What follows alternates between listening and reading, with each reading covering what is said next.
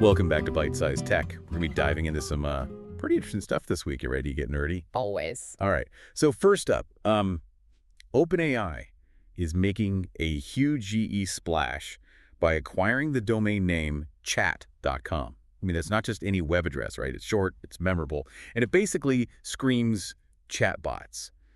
What's the big deal here? Well, it's a brilliant strategic move, really. OpenAI isn't just buying a domain, they're securing prime real estate in the AI world, in a landscape that's overflowing with complex tech.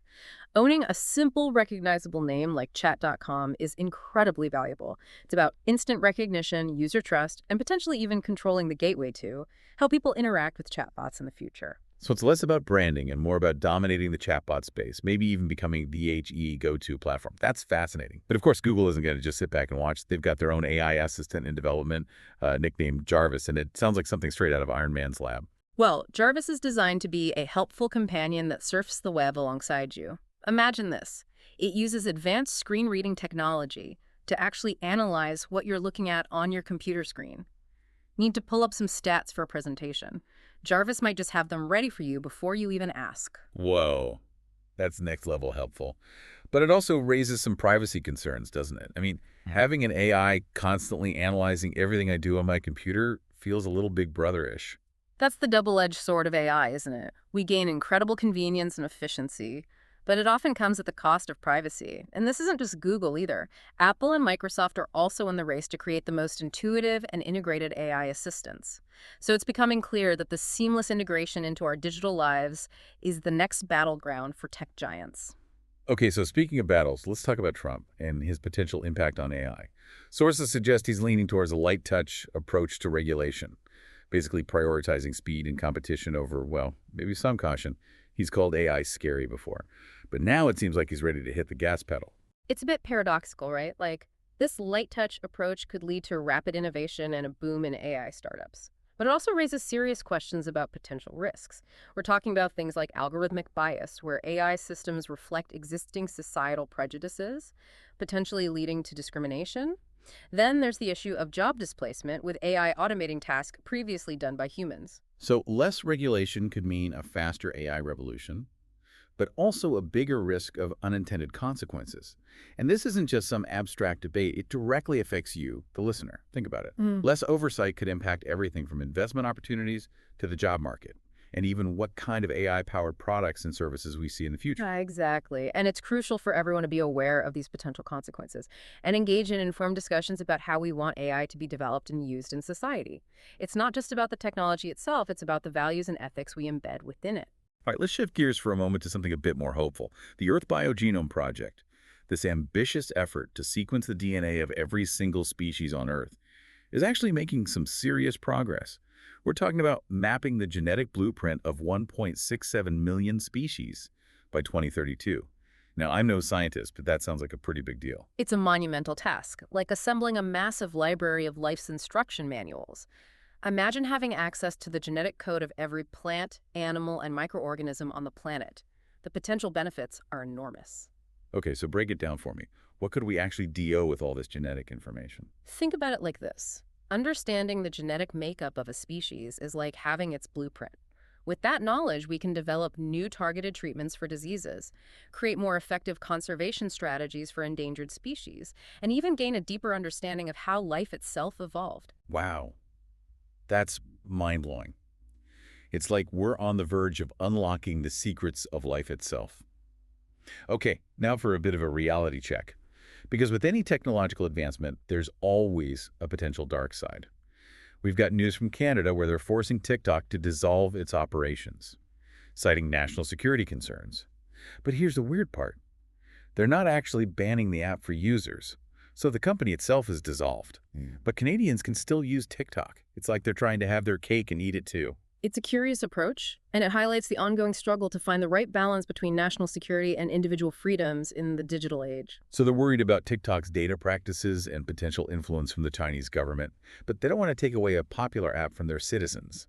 But does this actually make things less secure? I mean, if they're really concerned about data security, wouldn't banning the app entirely be more effective? That's the million-dollar question, isn't it? It raises the question, are they truly addressing the security risks or just creating a facade of action? This brings us to a question for you, our listeners. Where do you stand on this issue? Is the government justified in taking such drastic measures to address potential security risks, even if it means limiting access to popular platforms? Or does this cross a line when it comes to privacy and freedom of expression? It's a complex issue with no easy answers, and one that we'll likely be grappling with for years to come. It's a debate that requires us to weigh individual freedoms against collective security, and that's a tough balancing act. Well, that's all the time we have for part one of our deep dive. We've covered a lot of ground, but there's still much more to explore. Picking up where we left off, let's zoom in on the potential impact of Trump's light touch approach to AI regulation. Deregulation could be a double-edged sword. Yeah, it's like opening Pandora's box, right? Yeah. You have the potential for incredible advancement, but also the risk of unleashing something we can't control. Exactly. One immediate consequence we might see is a rollback of AI safety guidelines implemented during the Biden administration.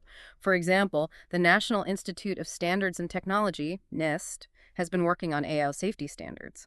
But those efforts could be scaled back, leaving a gap in responsible AI development. And what about that Manhattan Project for AI defense that Trump has talked about? It sounds like something straight out of a sci-fi thriller.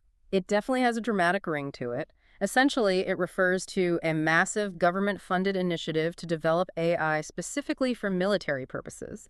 This could lead to breakthroughs in autonomous weapon systems and AI-powered intelligence gathering. Okay, that's both fascinating and a bit terrifying. The potential for AI to revolutionize warfare is undeniable, but it raises some serious ethical questions about the future of conflict and unintended consequences. Imagine AI making life-or-death decisions on the battlefield. It's a chilling thought. It's a stark reminder that AI is a tool. And like any tool, it can be used for good or for ill. And this ties into the larger issue of the global AI arms race. With China heavily investing in AI, a lack of international cooperation and regulation could lead to a dangerous escalation in the development of AI-powered weapons. It's a high-stakes game of technological chess, with the future of global security hanging in the balance. And while the focus on military applications is understandable, it's important to remember that AI can do so much more than wage war. Absolutely. AI has the potential to solve some of the world's most pressing problems, from climate change to disease eradication. The key is to ensure its development is guided by ethical principles and a commitment to using it for the betterment of humanity. So as we enter this new era of AI, it feels like we're at a crossroads. The decisions we make now about how to regulate and develop this technology will have far-reaching consequences, shaping the future of society in profound ways. It's forcing us to re-examine some of our most fundamental values and beliefs. What does it mean to be human in a world increasingly shaped by intelligent machines? How do we ensure that AI serves us rather than the other way around? These are the questions we need to be asking ourselves. It's a lot to process, Yeah. but that's what we're here for, right? To try to make sense of these complex issues Mm-hmm. and provide our listeners with the information they need to understand the world around them. And to encourage them to think critically about these issues and engage in meaningful discussions about the future we want to create. The future of AI isn't predetermined. It's up to us to shape it in a way that benefits all of humanity. Well said. Now, before we get too lost in the philosophical weeds, let's circle back to some of the more concrete developments happening in the tech world. Google's Jarvis AI assistant seems to be taking a very different approach than other AI assistants out there. Yes. Jarvis focuses on understanding the visual context of what a user is doing on their computer, instead of just relying on voice commands or text input. Jarvis can analyze what's happening on the screen and provide assistance or insights based on that visual information. It's like having a super intelligent sidekick who can anticipate your needs and help you get things done more efficiently. Imagine working on a presentation and Jarvis suggests relevant images or data points you might have missed. That's pretty awesome. It's a glimpse into a future where our interaction with computers becomes more intuitive and collaborative. We're moving away from giving commands to having a dialogue with our devices. That's a pretty big shift. And this is where the competition between tech giants like Google, Apple, and Microsoft gets really interesting. They're all vying to create the most seamless and helpful AI experience. And ultimately, it's the users who benefit from this innovation. As these companies push the boundaries of what's possible with AI, we get to enjoy the fruits of their labor, whether it's more intuitive interfaces, smarter apps, or just a more personalized digital experience. Competition breeds innovation. And in this case, it seems like it's leading to some pretty amazing advancements. Okay, let's jump back to the news from Canada about TikTok. Forcing the company to dissolve its operations, but not banning the app for users, seems like a strange move. It's a delicate balancing act. Yeah. The Canadian government clearly has concerns about TikTok's data practices and potential influence from the Chinese government, but they're also trying to avoid alienating a large portion of their population who use and enjoy the app. It highlights the challenges of navigating national security in a globally connected digital world. How do we balance the need for security with the desire for freedom of expression and access to information? There are no easy answers. Yeah, it feels like we're always walking this tightrope Yep. between safety and freedom in the digital age. But hey, at least we've got some truly inspiring scientific projects happening to kind of balance out all the doom and gloom, right? Definitely. Remember that Earth biogenome project we talked about? Sequencing the DNA of every species on Earth? That's just incredible. Yeah, it really highlights the power of human curiosity and our drive to understand the natural world. The potential benefits are truly mind-boggling. Okay, I'm all ears. Paint me a picture of what this kind of genetic knowledge could unlock. Okay, so imagine this. We could develop highly targeted treatments for diseases. By understanding the specific genetic vulnerabilities of different species, conservation efforts could become incredibly precise, allowing us to protect endangered species based on their unique genetic makeup. And who knows what other scientific breakthroughs await us when we have access to this vast library of genetic information. It's like having the instruction manual for life itself.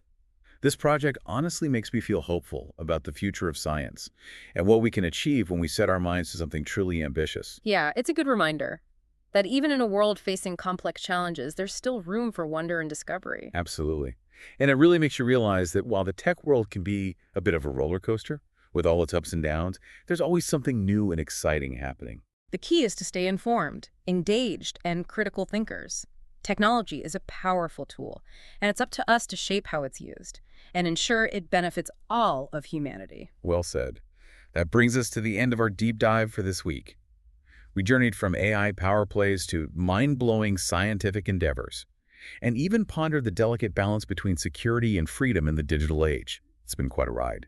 It just goes to show that the tech world never stands still. There's always something new to learn, explore, and discuss. Thanks for tuning in to Byte-Sized Tech. If you enjoyed the episode, like, comment, share, and subscribe for more fun tech discussions.